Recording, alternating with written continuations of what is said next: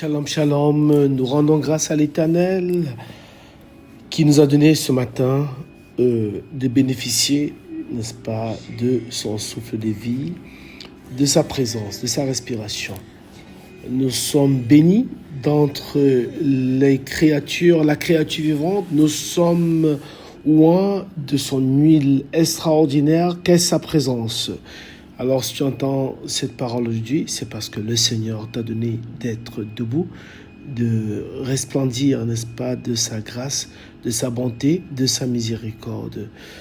Or, Saint-Esprit, nous avons besoin de toi. Laisse que le serviteur que je suis soit un simple canal et que tu prennes toute la place, que tu sois la parole vivante, la parole qui va amener la vie dans le message, que le messager disparaisse, que tu sois le véritable messager, Seigneur, et comme tu le déclares à travers ce message que nous allons voir, nous allons partager, Seigneur, nous te prions, viens et sois la lumière au nom de Jésus-Christ. Amen. Alors, comment vas-tu? J'espère vraiment que le réveil a été et la bonté de l'Éternel t'a visité ce matin et renouvelle, n'est-ce pas, son héritage, ses engagements à l'égard de ta vie, de tout ce qui est précieux pour toi. En ce qui nous concerne, aujourd'hui, nous allons voir un aspect de je suis. Je suis la lumière du monde. La lumière du monde. Alors, c'est un passage riche que nous voyons dans Jean, mais qui commence avec la création de l'humanité, la création du monde. On peut prendre le passage de Jean chapitre 8.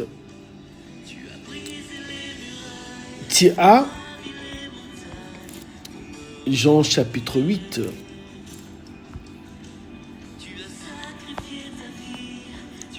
Oh Seigneur, nous t'aimons.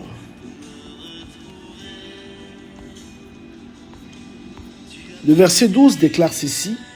Jésus leur parla de nouveau et dit, « Je suis la lumière du monde. Celui qui me suit ne marchera pas dans les ténèbres, mais il aura la lumière de vie. » Mais il aura la lumière de vie.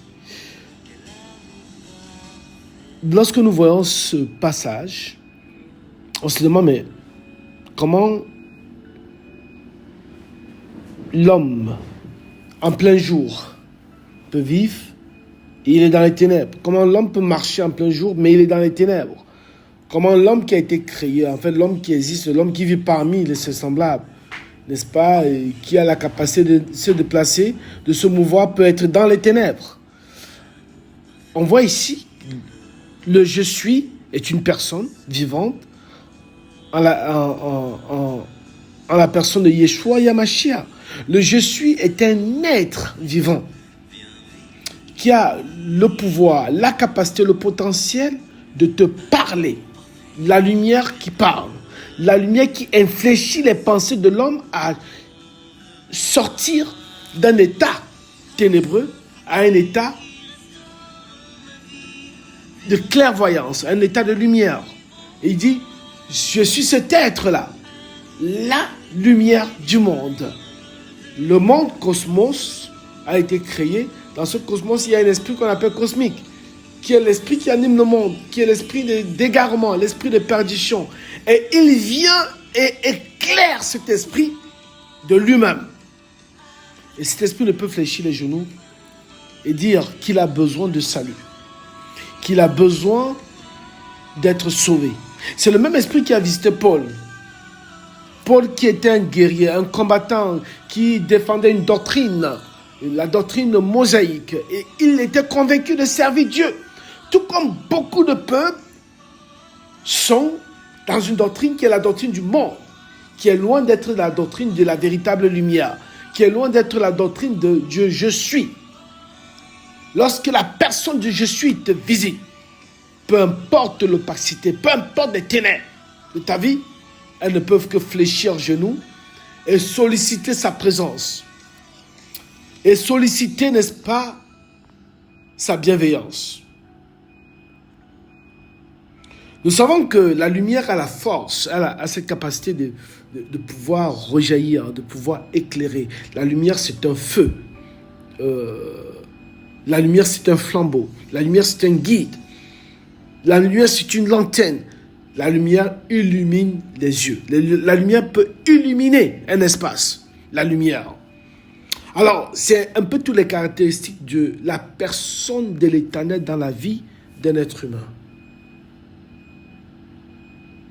Lorsque je suis là, il dit, il faut que je fasse tandis qu'il est jour les œuvres de celui qui m'a envoyé.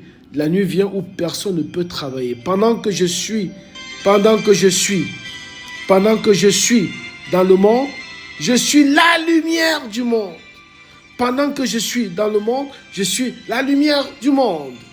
Oui, la lumière est le commencement de la création, le premier jour. Dieu dit que la lumière soit et la lumière fut. L'Éternel déclara que la lumière soit et la lumière fut. Alors, la lumière arrive à un moment extraordinaire de l'homme. C'est quand l'homme marche sans but, sans objectif. Quand l'homme marche n'étant pas animé d'une conviction. Il n'y a pas de vision en lui. L'homme marche simplement. Il marche allant, venant. Il marche sans aucun fondement. Mais on va voir que la lumière va revenir, n'est-ce pas, le 4e jour de la création. Premier jour de la création, le 4e jour de la création. Versets 14 à 19, on peut le voir, n'est-ce pas, de Genèse chapitre 1, verset 14-19. C'est le 4e jour que l'Éternel établit le soleil, la lune et les étoiles dans l'étendue du ciel comme luminaires et aussi comme moyen d'établir un calendrier. Comme moyen, n'est-ce pas, d'établir un calendrier. Le calendrier ici te propulse à réaliser chaque chose en son temps. Le calendrier t'amène à savoir que tu es né un jour et qu'un autre jour va partir. En fait, c'est le trait d'union de ta vie, ce calendrier. Un homme ne peut pas vivre sans calendrier. Un homme ne peut pas vivre avec un mandat clair. Mais ce n'est que quand, lorsqu'on est en « je suis la lumière », l'Éternel, créateur des astres, créateur, n'est-ce pas, des luminaires. C'est lui qui fait ces choses-là.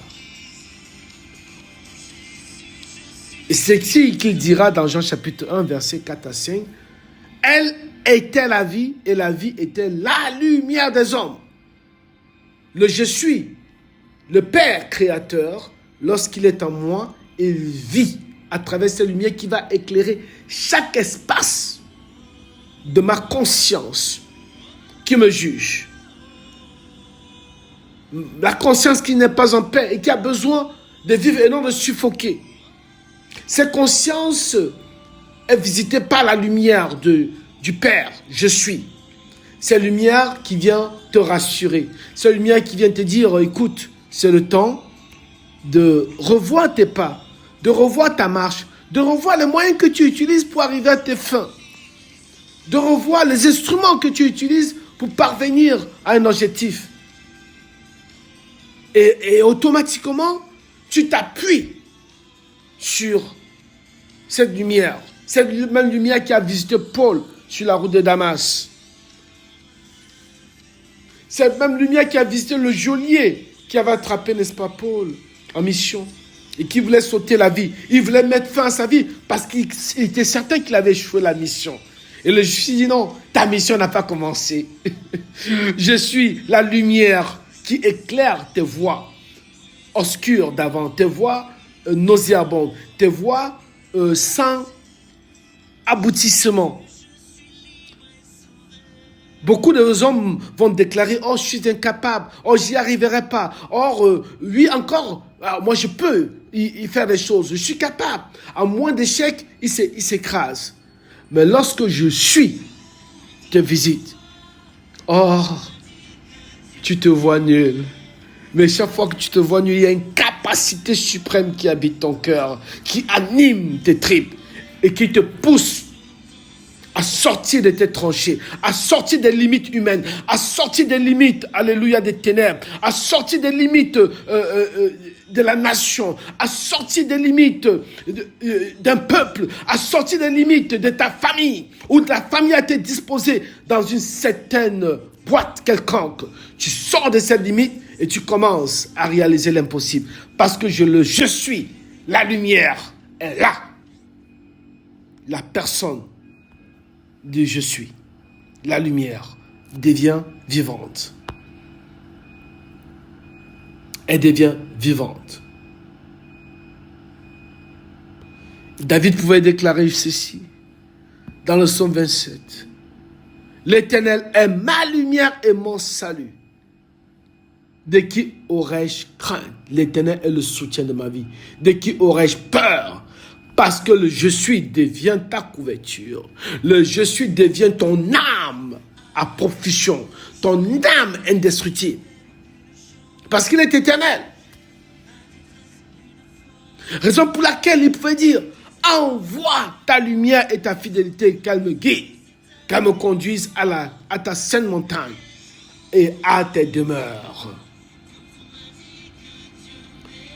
Car ce n'est point par leurs épées qui se sont emparés du pays. Ce n'est point leur bras qui les a sauvés, mais c'est ta droite, c'est ton bras, c'est la lumière de ta face, parce que tu les aimais. Oh, extraordinaire. Je ne sais pas où tu es rendu dans ta marche. Je te dirais simplement ceci. Peut-être que tes forces s'amenuisent. Et te dit, lève-toi, sois éclairé, car ta lumière arrive. Le je suis la lumière arrive. Et la gloire de l'Éternel se lève sur toi. Voici les ténèbres couvrent la terre et l'obscurité les peuples. Mais sur toi, l'Éternel se lève. Sur toi, sa gloire apparaît. Des nations marchent à ta lumière et des rois à la clarté de tes rayons. Ce ne sera plus le soleil qui te servira de lumière pendant le jour, ni la lune qui t'éclairera de sa lueur. Mais l'Éternel sera ta lumière à toujours. Ton Dieu sera ta gloire. Ton Dieu sera ta gloire. Quelle promesse extraordinaire. Pourquoi ne pas venir à ses pieds aujourd'hui et lui donner l'occasion de rebâtir cette communion véritable, de rebâtir ce qui était brisé, ce qui était tordu, ce qui n'avait plus de valeur en toi. Cette lumière ne vient pas pour te juger. Et lorsque tu es jugé parce qu'il y a des ténèbres en toi qu'il veut redresser, qu'il veut enlever, qu'il veut chasser, et il va poursuivre ces ténèbres de ta vie, les anéantir pour que tu puisses resplendir de sa gloire. Qu'il en soit ainsi pour toi aujourd'hui, dans le nom de Jésus-Christ. Dans le nom de Jésus-Christ, parce que tu es béni, parce que c'est sa promesse pour toi. Amen. Amen.